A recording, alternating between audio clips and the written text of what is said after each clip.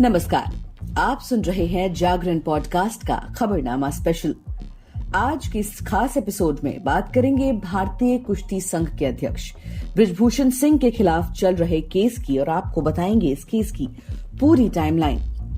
भारतीय कुश्ती संघ के अध्यक्ष बृजभूषण सिंह के खिलाफ दिल्ली पुलिस ने शुरुआती जांच कर ली है और उनके खिलाफ अदालत में चार्जशीट भी पेश कर दी गई है। इस चार्जशीट में उनके खिलाफ कोई गंभीर आरोप नहीं है। बृजभूषण पर सबसे गंभीर आरोप नाबालिग पहलवान के यौन शोषण का था, लेकिन नाबालिग पहलवान ने अपने आरोप वापस ले लिए हैं।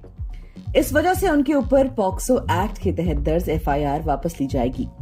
बाकी 6 पहलवानों के यौन शोषण के आरोप में उनके खिलाफ मुकदमा चलेगा, लेकिन इस मामले में भी उनके खिलाफ कोई ठोस सबूत नहीं मिले हैं। उनके खिलाफ कोई वीडियो नहीं है। पहलवानों या कुश्ती संघ की तरफ से भी कोई वीडियो पुलिस को नहीं दिया गया। यहाँ तक कि जो फोटो दी गई है उसमें सिर्फ बृजभूषण सिंह नजर आ रहे हैं। इससे उनका कोई भी अपराध साबित नहीं होता। इस लिहाज से अब बृजभूषण सिंह को क्लीन चिट मिलने का रास्ता साफ हो चुका है। देश के टॉप पहलवान 18 जनवरी को पहली बार धरने पर बैठते हैं और 23 अप्रैल को दूसरी बार धरना शुरू करते हैं। इसके बाद पहलवानों ने मौसम की मार झेली, पुलिस के साथ झड़प हुई, पहलवानों के खिलाफ एफआईआर भी हुई, लेकिन विरोध प्रदर्शन जारी रहा। हालांकि पहलवानों और गृह मंत्री अमित शाह के बीच मुलाकात के बाद कहानी बदल गई और पहलवान काम पर लौट गए। इसके बाद भी उनका विरोध जारी रहा। अब दिल्ली पुलिस की जांच के बाद पहलवानों के आरोप खोखले साबित हुए हैं और बृजभूषण को क्लीन चिट मिलना लगभग तय है। तो आइए समझते हैं कि ये पूरा प्रदर्शन कैसे शुरू हुआ और कैसे बृजभूषण को क्लीन चिट मिलने का रास्ता साफ हो गया।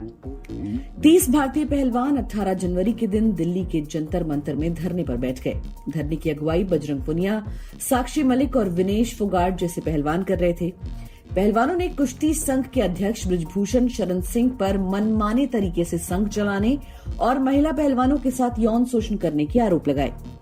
बृजभूषण ने खुद को निर्दोष बताया, लेकिन पहलवानों का धरना जारी रहा। कई अधिकारियों ने पहलवानों से मुलाकात की, लेकिन कोई फायदा नहीं हुआ। अंत में खेल मंत्री अनुराग ठाकुर के साथ मुलाकात के बाद पहलवानों ने 21 जनवरी के दिन धरना खत्म कर दिया। बृजभूषण सिंह पर लगे सभी आरोपों की जांच के लिए एक समिति बनाई गई और कुश्ती संघ का कामकाज भी समिति को सौंप दिया गया। बृजभूषण सिंह को कुश्ती संघ के कामकाज से दूर रहने के लिए कहा गया। जांच समिति ने अप्रैल में अपनी रिपोर्ट दी, लेकिन इसे सार्वजनिक नहीं किया गया।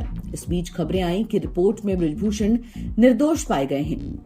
23 अप्रैल को पहलवान दूसरी बार धरने पर बैठ गए। पहलवानों ने कहा कि बृजभूषण के खिलाफ कोई कार्रवाई नहीं हो रही है, इसलिए वो फिर से धरने पर बैठने के लिए मजबूर हैं। पहलवानों ने जंतर मंतर में अपना अड्डा बना लिया और दिन रात धरना जारी रहा। इसमें कई नेता और राजनीतिक पार्टियां भी शामिल हुईं।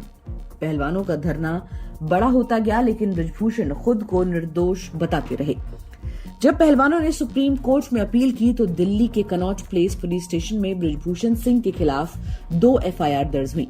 एक एफआईआर नाबालिग पहलवान के आरोप पर थी और पॉक्सो एक्ट के तहत मामला दर्ज किया गया। वहीं दूसरी एफआईआर अन्य 6 पहलवानों के आरोपों के आधार पर दर्ज की गई थी।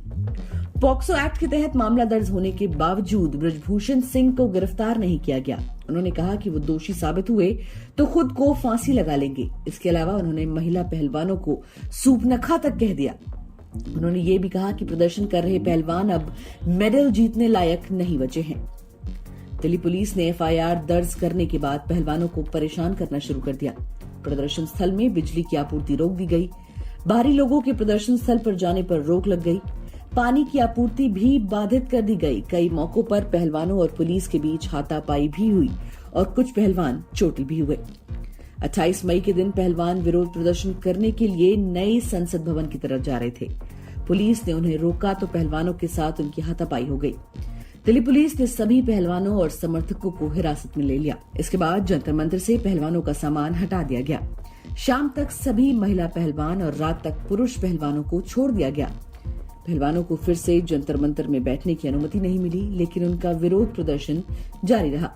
इस बीच सामने आया कि बृजभूषण पर महिला पहलवानों को गलत तरीके से छूने और यौन शोषण के कई आरोप लगे हैं। इस बीच गृह मंत्री अमित शाह ने 4 जून को पहलवानों से बात की। 5 जून को सभी बड़े पहलवानों ने अपनी सरकारी नौकरी ज्वाइन कर ली। साक्षी मलिक ने कहा कि वो प्रदर्शन से पीछे नहीं हटी हैं, बल्कि अपनी जिम्मेदारी को निभा रही हैं। इंसाफ के लिए उनकी लड़ाई जारी है। वहीं 15 जून को दिल्ली पुलिस ने अपनी चार्जशीट अदालत में पेश की। नाबालिग पहलवान की शिकायत पर पॉक्सो एक्ट के तहत दर्ज एफआईआर वापस हुई। अन्य 6 महिला पहलवानों के आरोप पर भी बृजभूषण के खिलाफ कोई ठोस सबूत नहीं मिले हैं। बृजभूषण को क्लीन चिट मिलने का रास्ता अब साफ है। अब आगे इस केस में क्या होगा ये तो वक्त ही बताएगा। फिलहाल आज के लिए इतना ही। देश और दुनिया की बाकी खबरों को जानने के लिए सुनते रहिए जागरण खबरनामा।